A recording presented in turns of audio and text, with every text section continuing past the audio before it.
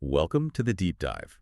Today we're taking a look at how some companies build, real persistent sales success, while others just seem to be stuck on that treadmill of trying harder. Mm. And our sources today, they point to one critical distinction. It's really the difference between a winner and a champion. Okay, a winner and a champion. How are they defining that? It's actually very simple. The sources say winners practice until they get it right, but champions, they practice until they can't get it wrong. And it's not just a nice quote for a poster.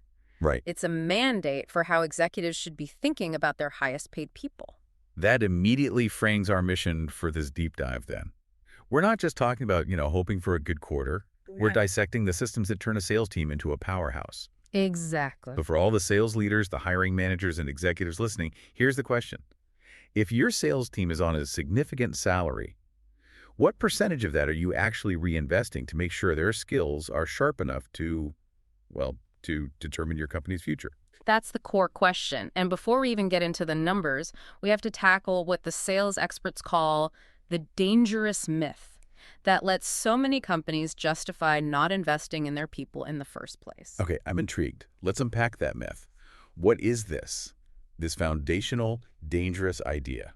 It's the belief that selling is just a natural talent, that you've either got it or you don't. Oh, right, the born salesperson? Exactly. And this myth, it's so damaging because it lets leaders hire someone who interviews well, give them a quota, and then just say, go motivate yourself.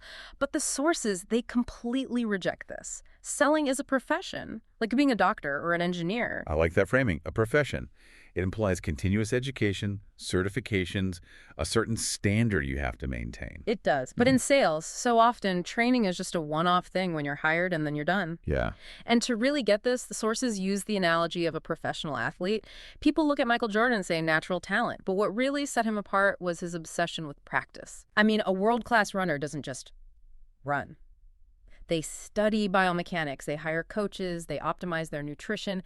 Every single variable becomes part of a system. So if we apply that to sales, what are the biomechanics a top performer should be drilling? It has to be more than just practicing a cold call, right? Oh, way deeper. We're talking about mastering the really complex parts of a sale, understanding buyer psychology, mapping out the internal politics at a company.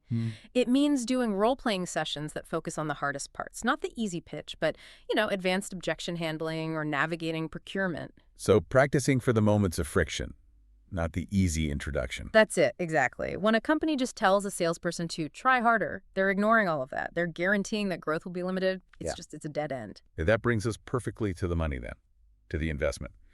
If skills have to be professionally maintained, we have to talk budget. And this is usually where leaders get a bit nervous. And this is where the logic from the sales experts is so powerful. They reframe it. It's not an expense, it's risk management. Okay. They ask a really simple question. If you're paying a salesperson, say, six-figure salary, why would you hesitate to invest just 1% of that back into their skills? 1%. Yeah. When you think about the cost of someone leaving or missing a huge quota, it's almost nothing. It is. And the return on that 1% is massive. The sources point to things you can actually measure, like a faster ramp-up time for new hires. Getting them productive sooner. Right, and a bigger average deal size because the team is better at negotiation, and better forecast accuracy because they're not just hoping, they're qualifying deals properly. And this is where the competitive angle gets really sharp, isn't it? Absolutely. The sources lay out this scenario. Imagine your competitor invests, let's say, just $500 per salesperson per year in training, and you invest nothing. You just rely on their grit. In 2 or 3 years, what happens? Their team is sharper, they're more confident, they can handle new objections you've never even heard of, and they probably keep their staff longer, too. So that small cumulative investment creates a huge gap over time. A chasm. You're not saving money by skipping that $500. You are actively losing market share to a competitor who bought a skill advantage for, a tiny fraction of your payroll. It's just not sustainable. So it can't just be about cutting a check for some motivational speaker once a year. The sources say the real key is building a culture of development. What does that actually look like day to day? It's about making training a process, not an event. So instead of a few books on a shelf, you provide a formal digital sales training library, something that's always being updated. And what's in that library that's different from, say, a normal HR portal? Specificity. It should have recordings of your own top performers on discovery calls, on negotiations. Ah, real-world examples. Yes, segmented by product or market.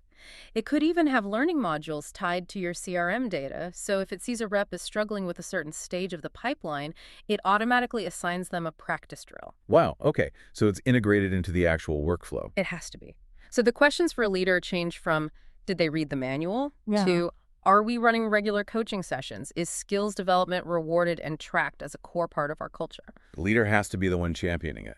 Yes, absolutely. They have to show that time spent practicing is just as valuable as time spent selling. This idea of practice being part of the daily rhythm, it leads us right into the psychology of it all. Embracing the champion's mindset. That phrase you used earlier, practicing until you can't get it wrong. Right, and that standard can't get it wrong. That's about subconscious mastery. It means when a really tough objection comes up in a huge meeting, the salesperson doesn't have to pause and think. The response is just there. It's automatic, ingrained. Getting to that level, though, that takes a commitment to lifelong learning. That must be a tough sell for a successful veteran salesperson who thinks they've seen it all. It can be, but it has to be a non-negotiable part of the culture. It isn't about criticism. It's about acknowledging that the market is always changing. Your buyers are changing. Your competitors are adapting. The skills that worked 5 years ago could actually be a liability today. So standing still is actually moving backwards in a competitive market. Precisely. And that's why the best leaders make sure this applies to everyone, from the brand new rep all the way up to the VP of sales. Expertise is perishable. So we pull all of this together. What's the one ultimate takeaway from the work of the sales experts? I think it's this, and it's powerful. Your individual skills determine your individual income. That makes sense. But it's your team's collective skills that determine your business's success. It's long-term survival. You can hire stars all day long. But only a real commitment to professional development creates a champion organization, a resilient one. Right. It's clear that real sales success isn't about luck or just raw talent. It's about strategic investment. It's about structure. And it's about relentless practice. Whether you're the one setting the budget or you're the one on the front lines, that commitment to practice and coaching, it's the thing that determines who wins in the long run. And if you want to go deeper on these ideas, the action steps, the cultural blueprints, you can find the resources and strategies from our source material. Just visit thesalesexperts.com. Yeah, the information is all there. I mean, they have popular posts on really actionable stuff like 6 steps to consistently hit sales targets or 5 things the best salespeople do to be successful. So let's leave you with a final thought to chew on. If you knew for a fact that your biggest competitor was studying those exact lessons right now, and not just studying them, but running daily drills to master them, what investment would you make today to make sure your team is practicing like champions, not just winners?